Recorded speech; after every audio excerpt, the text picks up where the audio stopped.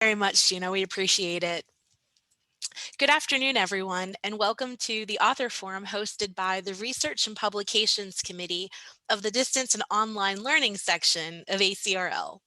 I'm Jessica O'Brien, co-chair of the committee, and I want to thank you all for joining our session today.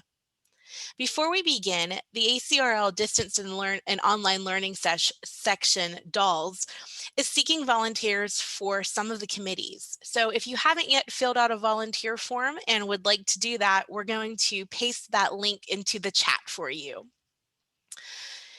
Another committee member, Ruth, will be live tweeting today's session, and that's at ACRL_DLS, and using the hashtag DOLSTop5. Those both, again, will be placed into the chat for easy access. This information, along with Lauren and Caitlin's Twitter handles, can be found in the chat. And then our committee member, Mandy, is going to be monitoring that chat. So please feel free to post questions there for our authors or let us know if there's any technical difficulties. So without further ado, I will turn it over to Heather, who will be our host for the session. Hi, my name is Heather Dalal, and I'm also a member of this committee. I'm going to introduce the speakers. Lauren Hayes, PhD, MLS, is an assistant professor of educational technology at the University of Central Missouri, where she instructs students to teach online, incorporates technology into educational environments, and research educational technology topics. Prior to her current role, she worked as an instruction and research librarian at Mid-America Nazarene University. She has been involved with ACRL for close to a decade. Her research interests include digital literacy, the scholarship of teaching and learning, educational technology, and faculty development. Caitlin Hander, MLS, is the instructional design and student engagement librarian at the Grandview University in Des Moines, Iowa, where she serves as the primary instruction librarian both online and in person, covering information literacy and related topics. Her background is in academic reference librarianship with previous roles at Coe College and Park University. She received her MLIS from the University of Iowa, and her research interests include the scholarship of teaching and learning, the open educational movement, and accessibility issues. She is currently serving on a statewide ACRL committee and also participated in ACRL's 2014 Assessment Immersion Program. Lauren and Caitlin will first talk about their article, and then we'll leave a majority of the session for questions and answers. Please use the Zoom feature in chat to ask your questions. While you are welcome to leave your questions anytime during the presentation, we will wait to ask the authors your questions until after the presentation is concluded. Mandy Goodset will be collecting the questions in chat for me, and please remember you can tweet about this forum with the hashtag DOLSTop5, and Ruth Monure will be on the ACRL_DLS Twitter handle during this time. Thank you, Lauren and Caitlin. I'll turn it over to you.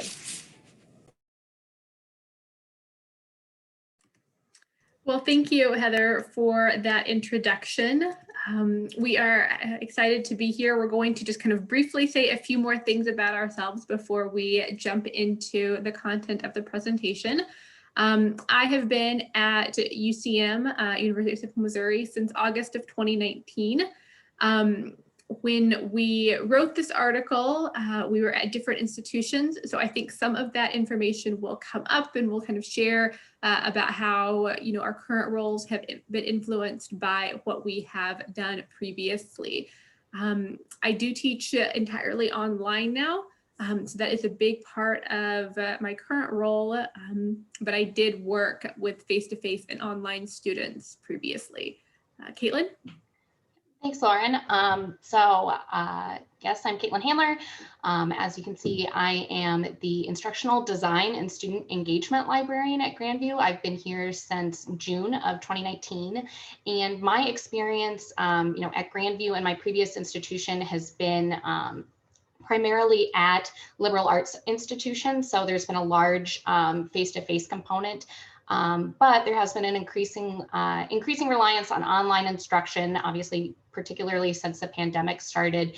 Though in my case here, at Grandview, we were all online in the spring of 2020 following our spring break due to the pandemic. But since the fall of 2020, we have had students here in person. So again, it's been a mix of in-person instruction, albeit with slightly limited class sizes, in addition to both asynchronous and synchronous online teaching. So again, sort of a mix of modalities going on there. So let's jump into the content. We want to kind of give just a background on what UDL is for those of you who might not be as familiar with that term. So I'm going to kind of read the definition from CAST. That's the website that most people use when they're referencing or looking for information on UDL, and we have that posted at the end of our presentation for you. But according to CAST, the UDL guidelines are a tool used in the implementation of universal design for learning, and it's really a framework to improve and optimize teaching and learning for all people, based on scientific insights of how humans learn. So we know a lot from cognitive psychology, neuroscience about how we as humans learn, and what UDL has been so great about doing is taking that knowledge and then really kind of packaging it in what I might call a user-friendly format and guidelines for thinking through how you could best implement these different strategies into your classroom. One thing I'll say that if you want to dig more into UDL and you go to the CAST website, they're actually working on a new effort right now, which is UDL Rising to Equity. So they're going to be updating those guidelines with more of a focus on equity. So I just want you to be aware of that. If you're new to UDL, you'll be, or if you're more familiar with it, you'll see some changes coming over the next year. So for the purposes of today, I'm just kind of thinking more about these UDL guidelines. This is a screenshot of some of the information on that website, but it's really kind of laid out in three main sections. So thinking about how we can provide multiple means of engagement for students, multiple means of representation for students, and then multiple means of action and expression. So this is something that Caitlin and I both use to design instruction, and I know go back to it a lot when we're thinking about how best to convey new content, to design activities, and just making sure that we are meeting the needs of all of our students to the extent that we are able. So for the purposes of this paper and things that we have both really thought about in terms of online learning was the piece about self-regulation. And you can see that highlighted in the red box there at the bottom corner. This is a kind of an important piece for online learning, but also all students. And so now I will turn it over to Caitlin to talk more about self-regulation in general. Okay, so what is self-regulation? As you saw in the previous graphic, this is one part of the principle of engagement. And from Zimmerman, it refers to self-generated thoughts, feelings, actions that are planned and cyclically adapted to the attainment of personal goals. So what does this mean in practice? It's the idea of students deciding to do something on their own accord due to their own goals or motivating factors, which is really important when it comes to online learning, particularly when it is not going to necessarily be required or built into a class. This idea that students are going to have some sort of motivation driving them to engage with the content that you're presenting to them. An important part of self-regulation is the idea that students are going to be deciding when they start learning or when they start engaging with the material, and then they are also going to be making the decision on when they are going to stop. And so what we wanted to do with our article was really apply this concept to the context of information literacy instruction online. So looking at material that we had developed for our institutions and what we had done to really optimize this material with self-regulation in mind. So that's kind of our intro to UDL and self-regulation. We can, of course, talk more about that in the question and answer time. But we also want to discuss briefly a little bit more about our paper. And so what kind of led to this interest for us, and I think for both of us in particular, the key was really that it was for all students. It's a universal guideline that we can apply and really help all of our students succeed. And I know over the course of my career, I've worked with lots of different students, very diverse group. And so I really find a lot of value in being able to look at models that will work for different students. Also, as we all know here, librarians, we are often working with that one-shot model of instruction. And so we need to think, okay, what can we do that will be impactful in that one-shot session? And so pulling, individual checkpoints from UDL can be really helpful because it's not, you don't have to have a whole semester to implement something. You can try, one thing, and if it doesn't work, you can try something else the next time from that UDL framework.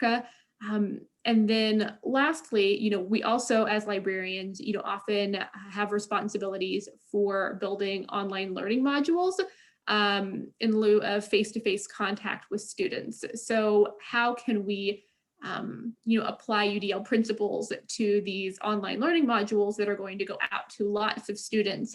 And instead of, the focus always being on the content, which of course is really important, we also wanted to think about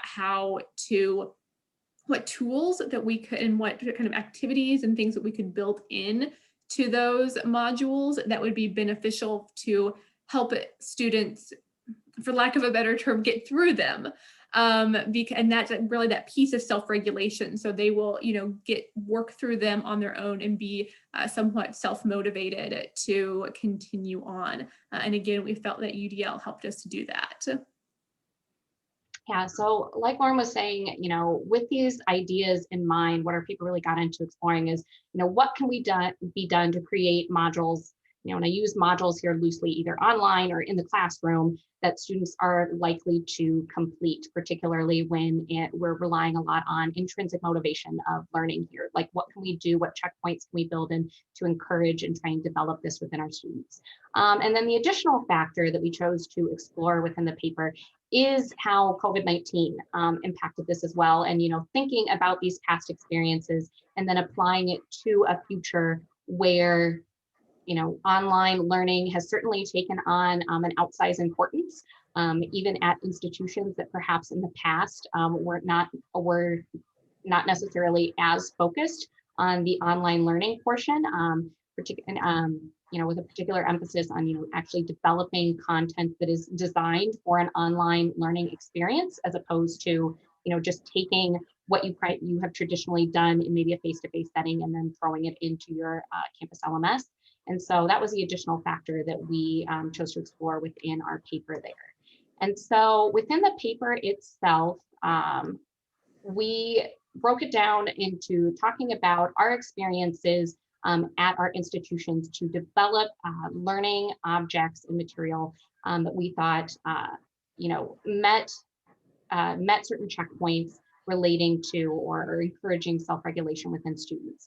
And so my experience was at my previous institution, Park University, which is somewhat unique in that it has a flagship campus in Parkville, Missouri, with about 600 students there on that campus. But the majority of Park students are either entirely online or at a distance there's a second campus now in Gilbert, Arizona, and then there are roughly 39 campus centers spread all across the country, primarily on military bases, where you have students coming to those campus centers to take classes, usually face-to-face, albeit generally with adjunct instructors as opposed to full-time faculty members. And so the challenge that I was having in terms of, being the primary instruction librarian at the institution was that I often wasn't getting face-to-face content or contact with these students.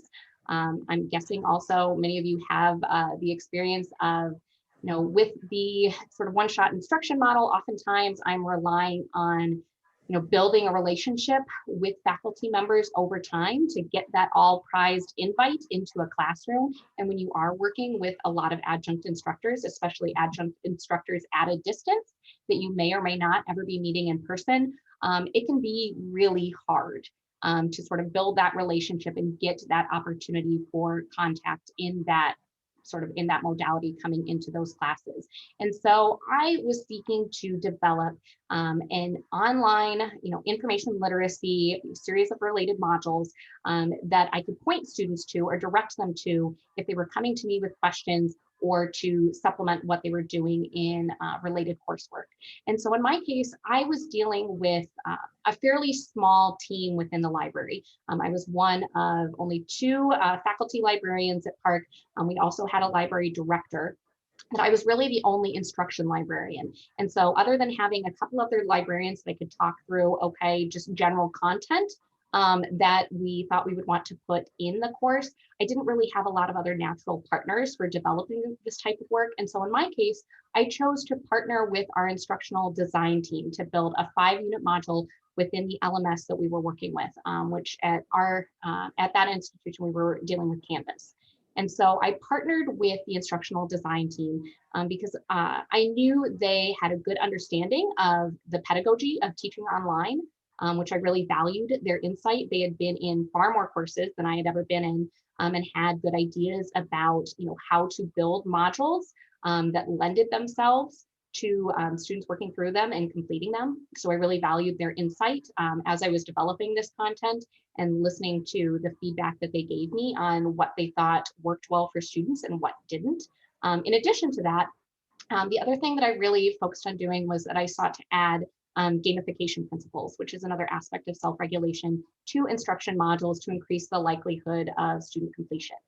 And so, part of the focus in terms of gamification principles is this idea of when we think of something like sort of the intrinsic motivation or what drives students to actually complete something, think about, hopefully most of you have played some type of game before, but it's this idea that you are going out, you are choosing to engage with this activity, which you may or may not know a lot about, you may or may not know the rules, you may not be familiar, but you are driven by your own motivation to engage with it and learn these rules on your own accord, which especially if you know much about modern board games, they can be really complicated.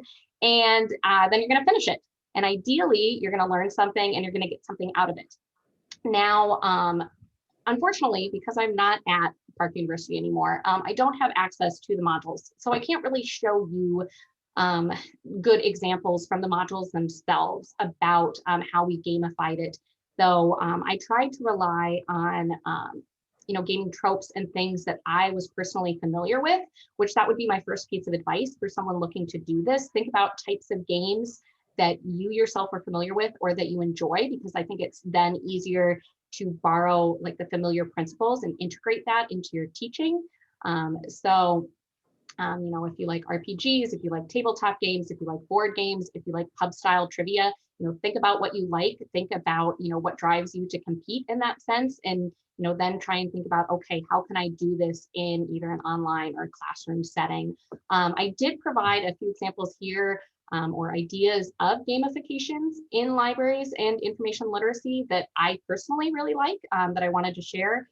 The first is, this was shared via a library Facebook group that I'm a member of, but the Salem Public Library developed a really neat RPG using, I believe, RPG Maker, which is a role-playing game and a role-playing game maker software to introduce individuals to their library, which I thought was a really interesting way of doing sort of that introductory module to using the library, things like that beyond just doing a simple tour or talking experience. I also really like the Bad News game, which is I found a bit more reminiscent of a sort of a choose your own adventure style game. And then I also really like Be Internet Awesome, which is aimed at a younger audience, but developed by Google to teach good online habits. And it relies more on some of what you see with like traditional like platform video gaming and things like that. It relies on principles that I feel like particularly younger learners are going to be familiar with those types of video games already. to build a good information literacy experience. So those are a few of my favorite examples of gamification there.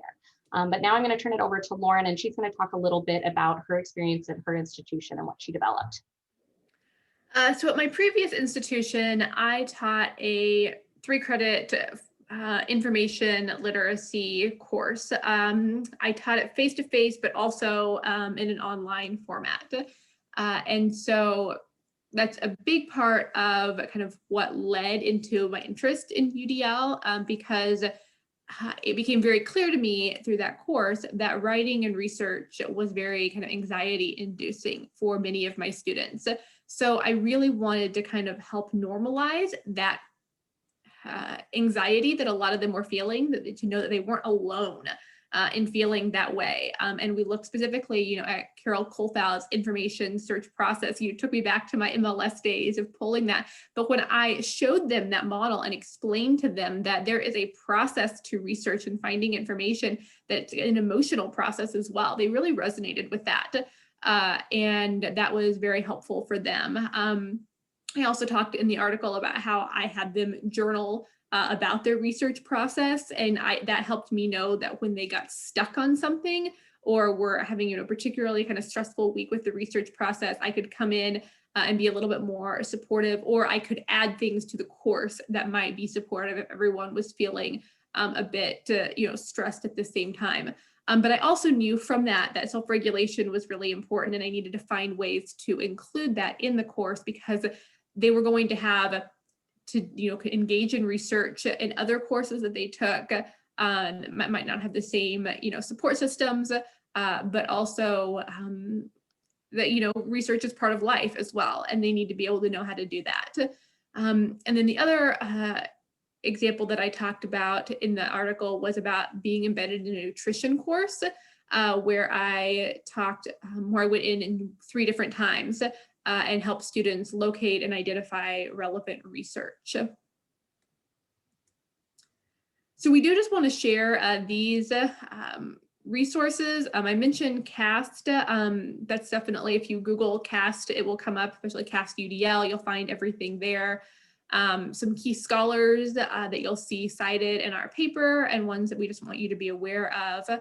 And then we want to just briefly mention, we won't take very long on this because we want to get to the questions about our current work and how it connects to the article. So I'll just say that currently, so I'm teaching fully online, but teaching some research courses at my new institution. And so I feel that a lot of that information literacy information I'm pulling because in one of the courses they do a lot of secondary research. Actually, the entire course is really secondary research, and they are looking at existing articles and determining how to draw conclusions from existing research.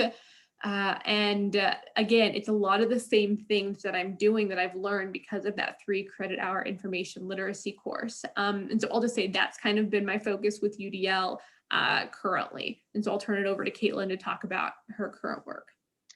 Yeah, so at my institution, like I said, I have been still working with students face-to-face since this past fall.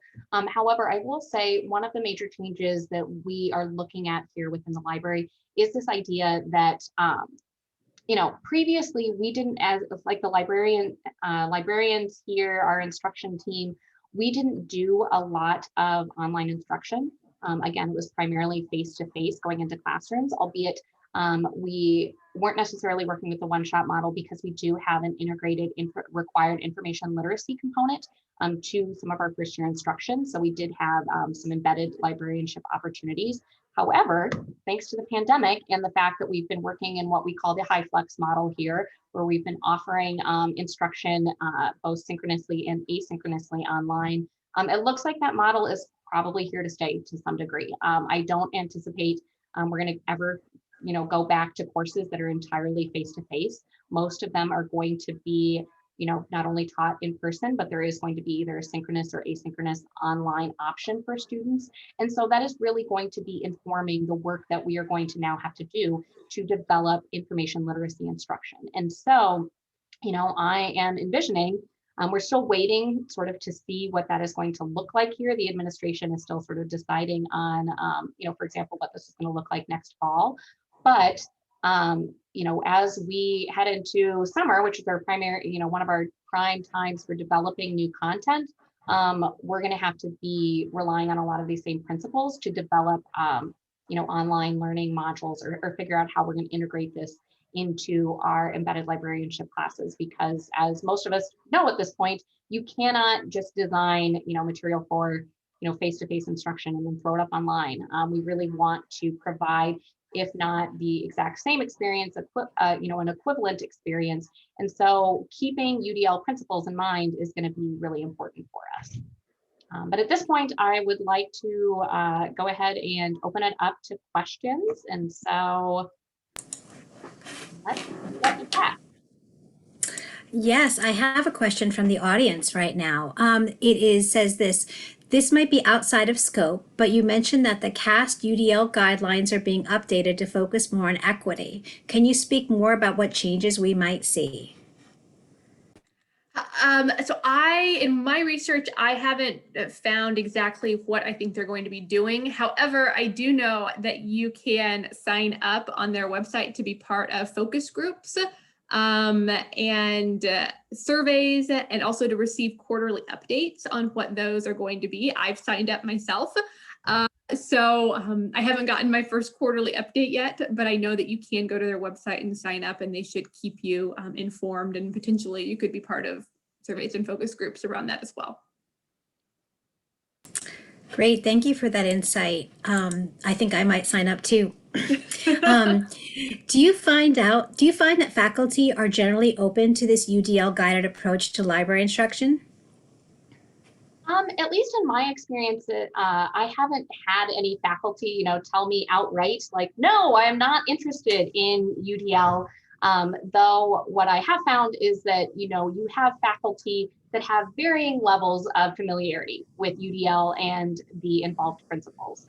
And so, going into it, I'm not necessarily saying, hey, I'm going to use UDL to design material for our information literacy instruction, but it's instead, pulling in the parts of these principles that I think are going to be most beneficial for the type of instruction or the type of access that I'm going to have with students.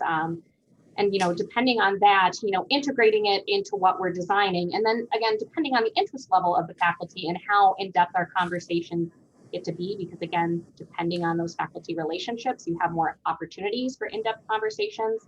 That's where you have the opportunity to really talk to them more about, this is why I'm doing this, or this is why it's important, talking a bit more about UDL, which is great because then again, I was talking with partnering with, the instructional design team at my previous institution, but then it then also lets you start to find some of those faculty partners that you might be able to pair with more, intensive work on really developing instruction designed for students with an emphasis on UDL in mind. That's great. I have another question for you, Caitlin.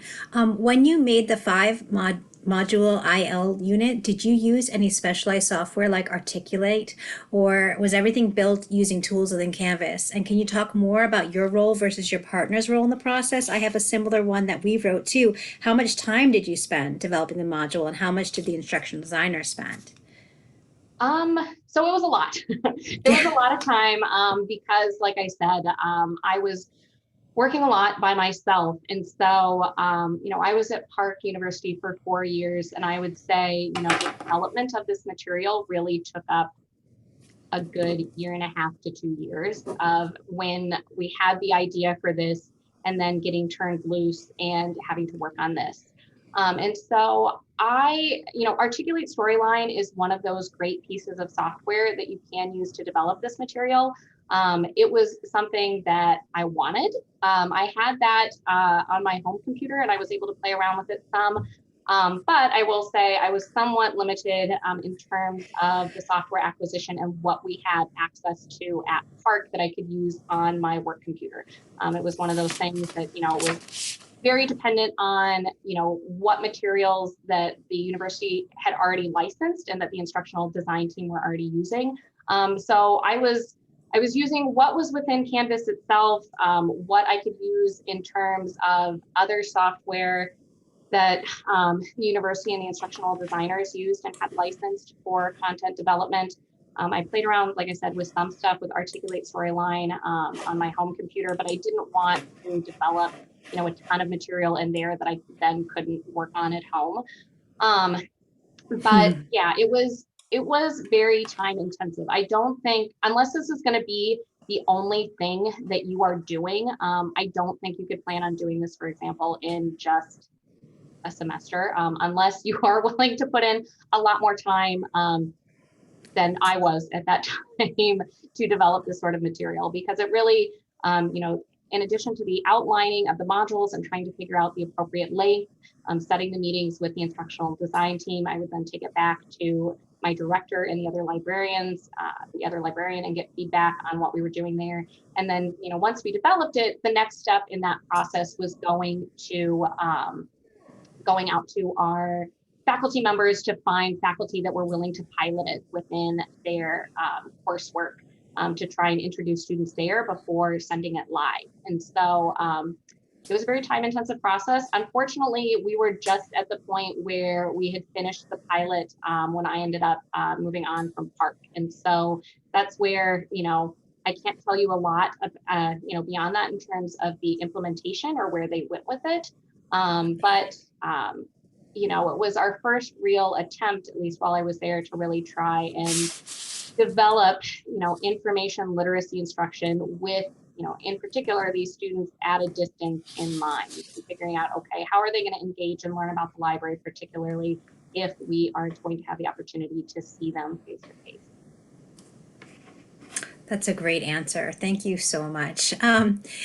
For both of you, I think, is there any difference in this approach when working with graduate students versus working with undergraduate students? Do graduate students have the same level of anxiety about research, for example, and the same need to develop self-regulation practices as undergraduate students? So I will say that my current research class is actually graduate students. They're all masters. Well, actually, they're all EDS. Most of them are all EDS level. So they already have a master's degree. Missouri's a state that has the EDS.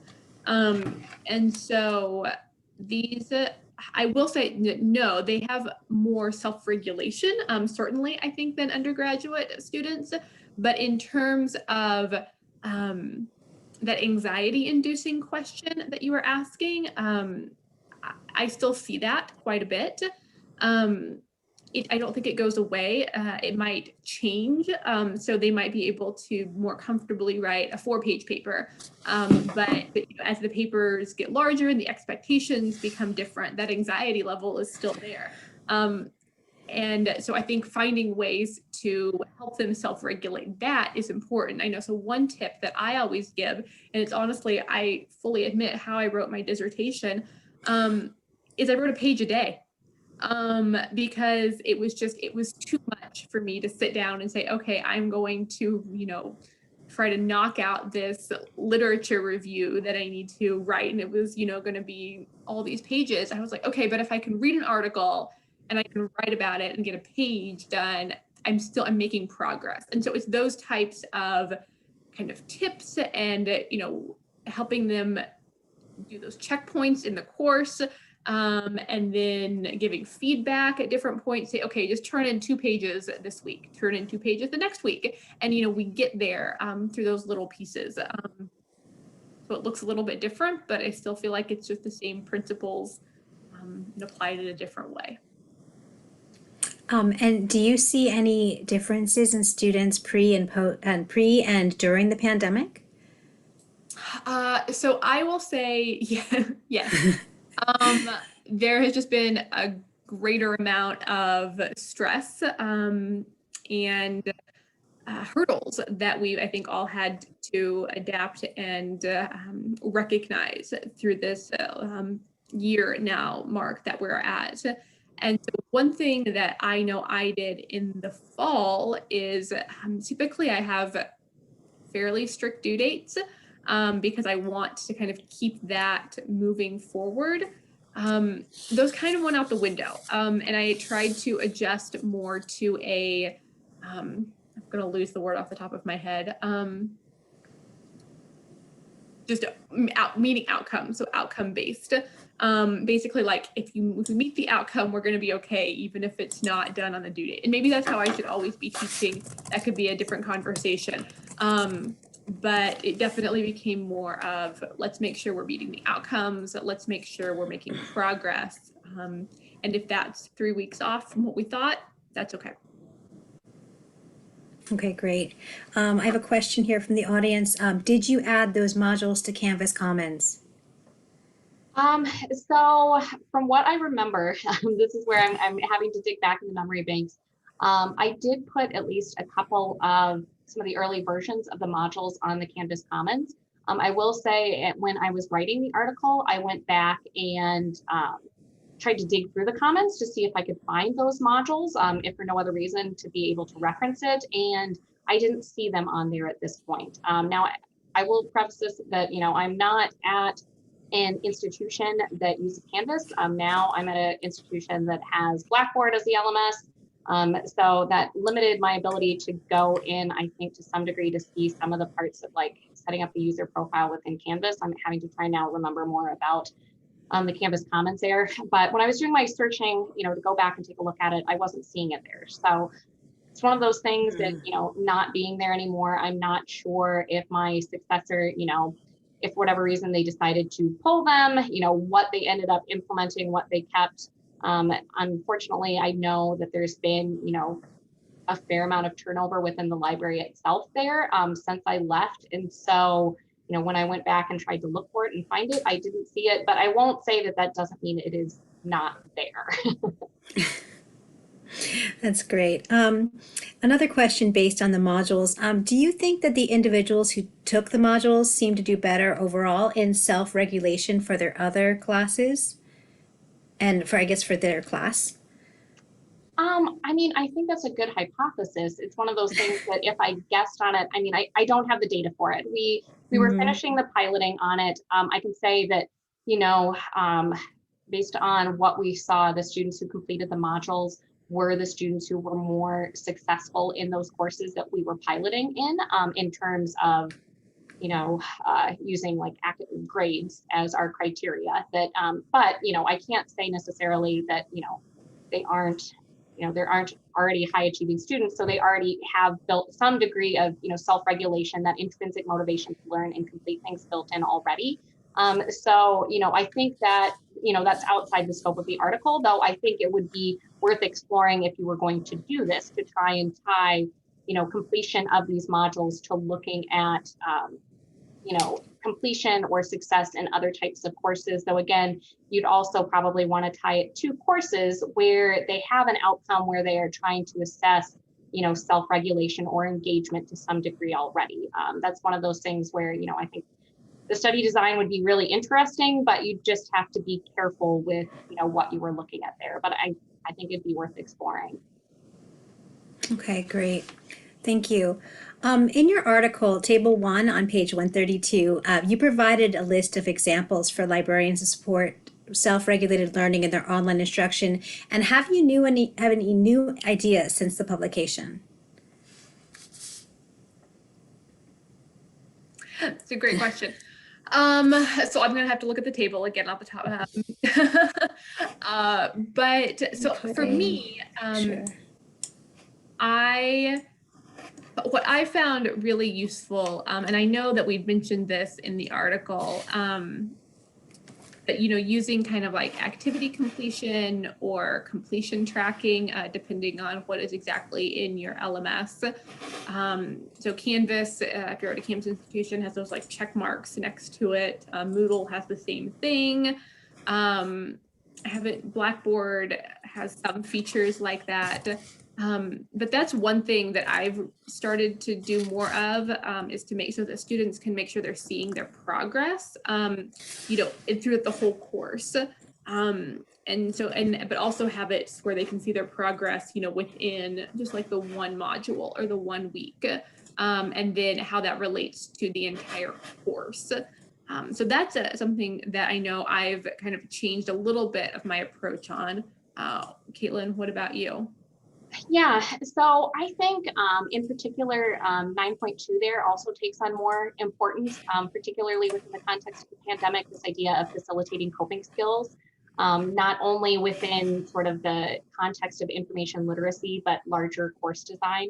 Lauren's already referenced, thinking about, this idea of sort of outcome-based really focusing on outcomes as opposed to, the strict timeline in terms of meeting those goals. If students are achieving their learning goals, even if it's not on that timeline, you're ultimately achieving the outcomes that you want, and so that it's worth it. And when we're doing all of this, teaching in the pandemic, I think it's brought into a heightened focus of, we're never teaching, entirely within a vacuum, like a sealed off bubble of, teaching these information literacy concepts. There's always, going to be outside pressures or things impacting student learning. It's just the pandemic has brought it into sort of a heightened perception for a lot of us. So I do think, going forward, this is going to be something I'm going to be thinking about more as well in terms of designing instruction, in figuring out, how do we facilitate coping? How do we deal with this research-based anxiety that comes up?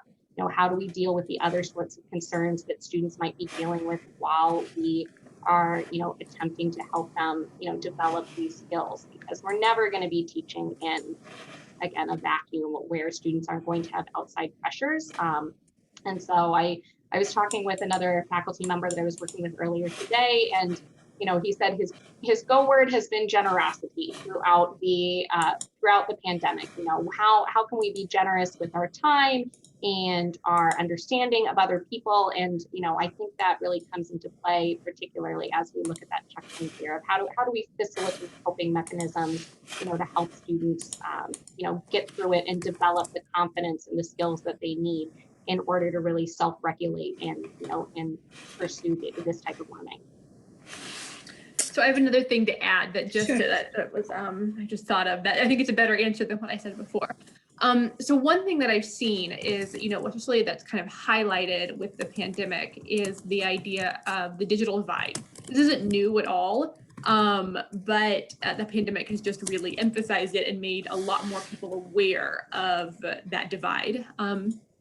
And so I think one thing that sometimes gets that we can all kind of be guilty of at times is, kind of thinking that students are, I'm going to use the word defiant because I've seen that word used in some of the literature around the digital divide, that like they're not looking at our feedback, or they're not taking our feedback and applying it, or they're not using the resources that we told them about in the one-shot session. They're doing these things that we're like, well, why are they doing that? We told them about it.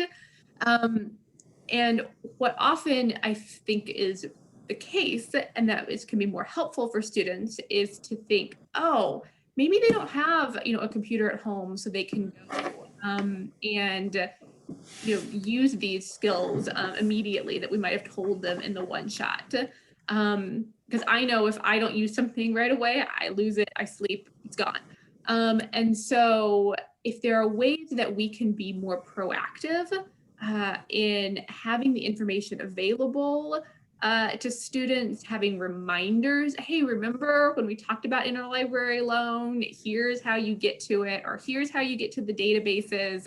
And if we can build those in, I think it also gives students a little bit more autonomy to be self-regulated, because they don't have to then be embarrassed.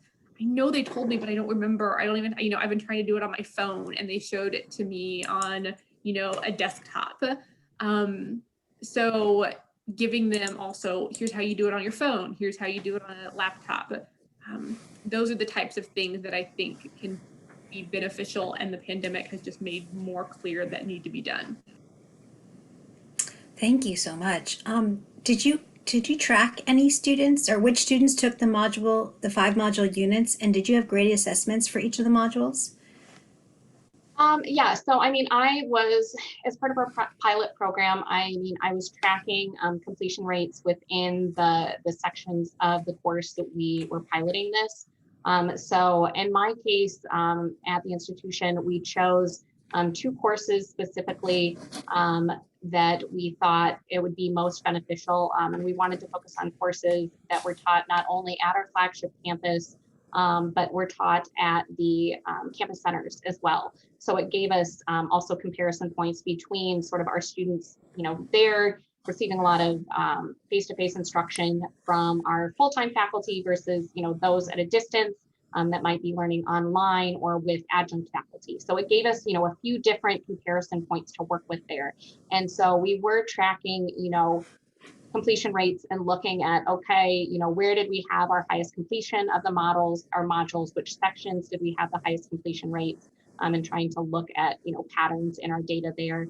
Beyond that, I did try to have, graded or some sort of exercise, sort of check again, is building in these checkpoints, even if it wasn't, graded in terms of points, it wasn't necessarily going to be built into the final grade for the course. There still might be an activity that offered some type of feedback within the module itself, where students could offer input and they'd either find out, yes, I'm on the right track, or let's think about this a little bit more. So trying to design activities like that for them to work through, because again, it also, for me as an instructor, it also gave me more indication, where they were getting, how much they were actually participating with the material. If you have much experience with Canvas, you get a lot of those other metrics as well, where you can see, oh, how long were they actually in the course? How long did they actually engage with this material? What parts of it did they spend the most time on? I mean, there's a ton of data that you can deal with there. It can almost get overwhelming at times. So you, again, really have to pick what aspects of that you're going to want to focus on. But there were a few different things that we were trying to look at with our pilot program, and then figure out how that would apply to a larger rollout at the university. Great, thank you so much. I have a couple of questions for Lauren now. Did you see an increase in the number of students who contacted you since you provided your contact information? And also, was there an increase in ILL requests from nutrition students or students in general with this transparency, an increase in any other library services or resources? Well, I can say with absolute certainty that there was an increase in students contacting me, as well as interlibrary loan requests. That was a discipline that didn't have a lot of library engagement kind of prior to that embedding experience in the nutrition course. And so I think a lot of students just didn't have the option. Or we told them about it maybe their freshman year. And again, they had used it in 2 years and so had forgotten about it by the time this was a junior level course, by the time they got to their junior year. Or they're transfer students and then they never heard it. So there's all those factors. But yes, we had more ILL. I had a lot of students, we were face-to-face at that time. So I had lots of more students coming to my office, and they were very willing to come because they saw my face a few times. I think in an online mode though, I'm a big believer in kind of constantly peppering students. Hey, send me an email, let me know, what I can do to help. Being as present as possible. Whether it's, if you're embedded in that online course, making sure your presence is known there, whatever kind of format it is. If you're adding pieces to like modules like Caitlin was creating, putting a picture and your contact information and kind of reminding students, hey, there's a real person behind this work. I think those are all key pieces to the larger puzzle.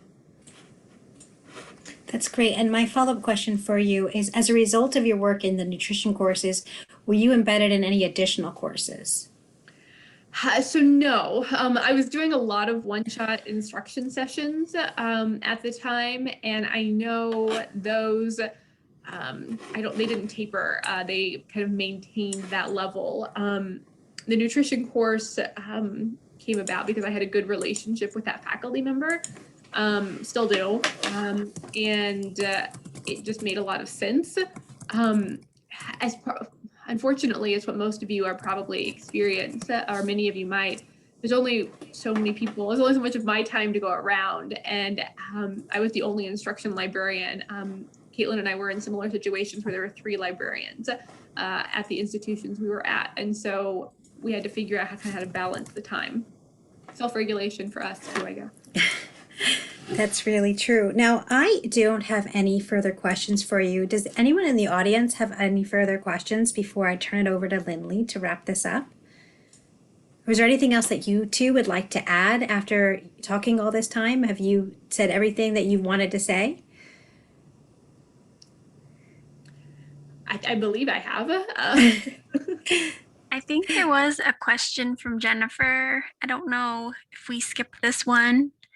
She asked, did you track which students did your 5 module information literacy units, and did you have graded assessments for each of the modules? I don't know if we covered that yet. You know what? I did miss that one. I'm sorry, Mandy. Yeah, so I mean, again, like I said, we were tracking that. We tried to, you know, as part of our pilot process, track the students that had completed modules. There were graded components involved. Like I said, I tried to have touch points in there because I mean, I feel like with any learning object, any module that you're designing, you never want it to be just sort of talking at the student. You want to have interactive components. And so, you know, something where they're getting feedback is important. So, I mean, that is something else to think about if you're going to be designing this type of material is, you know, building something that is going to be manageable for you, especially depending on the number of students you might be engaging with.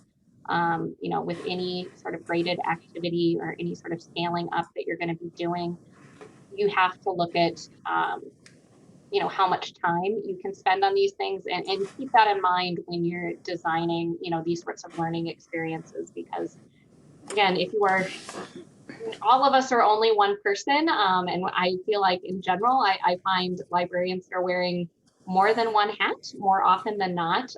So, you know, just be mindful of that when you're designing these sorts of activities.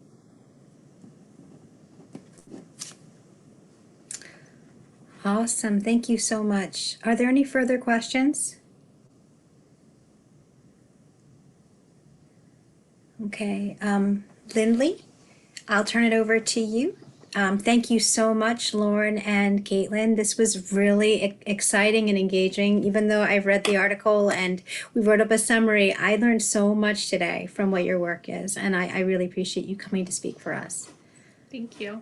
Thank you for having us. Thanks, Heather. I just wanted to extend another thank you and a virtual round of applause to our amazing authors. Thanks for sharing your expertise with us all today. And thank you to your institutions for allowing you the time to speak with us.